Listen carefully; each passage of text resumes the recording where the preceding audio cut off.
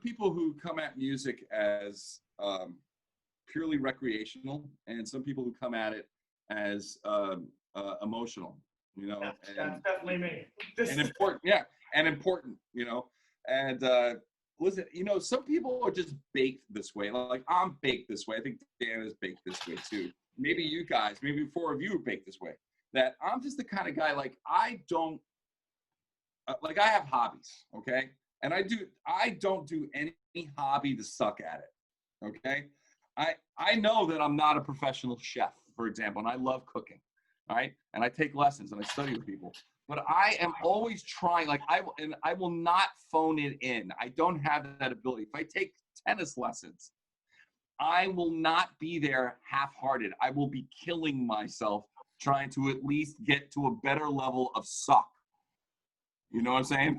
You know, it's like, you know, and it's, you know, I haven't heard you 4 play, and I'm not going to hear you play, but whatever level you're at, everybody has they have the choice. You have a choice to accept where you're at, or you are going to punch through that glass ceiling and get to the next level. And it's never easy. It takes work and effort, and that separates the good from the great, or even the good from the better. You know what I'm saying? It's a thing. It's in your DNA. You have to want it. And I'm baked this way, but I have learned a lot of people aren't. I have 2 So, for example, you know, Dan stayed with me for a while, and Dan is baked this way. Dan's a worker. Dan, if I remember correctly, Dan, you used to drive 2 hours each way. Yes. Well, I know. I used to leave here at 5 in the morning so that I wouldn't miss because of traffic. I'd go to the Piranha Zoo. I'd sleep in the parking lot at the zoo for an hour and a half, and then I'd get out of my car. You know, you see, like, there's a great example. Like that story right there. You 4 guys should look at Dan and realize that's the kind of guy he is.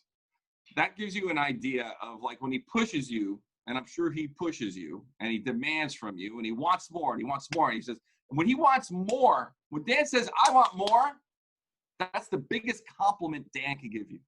Because he knows there's more inside you. It was the same when I worked. The same when I worked with Dan. It was like, I want more. I want more. I was never satisfied, you know. And it was like, and boy, I'll tell you, those are the kind of teachers. Listen, you haven't had a good teacher if you haven't wanted to murder that teacher. Okay, it's like being in love. It's the same thing. It's the same thing. It's great teachers bring out both sides.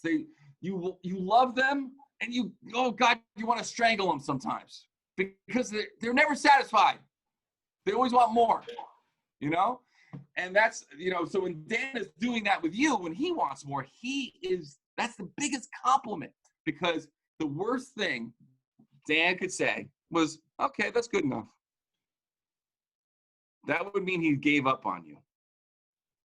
I mean, there's nothing more inside of you.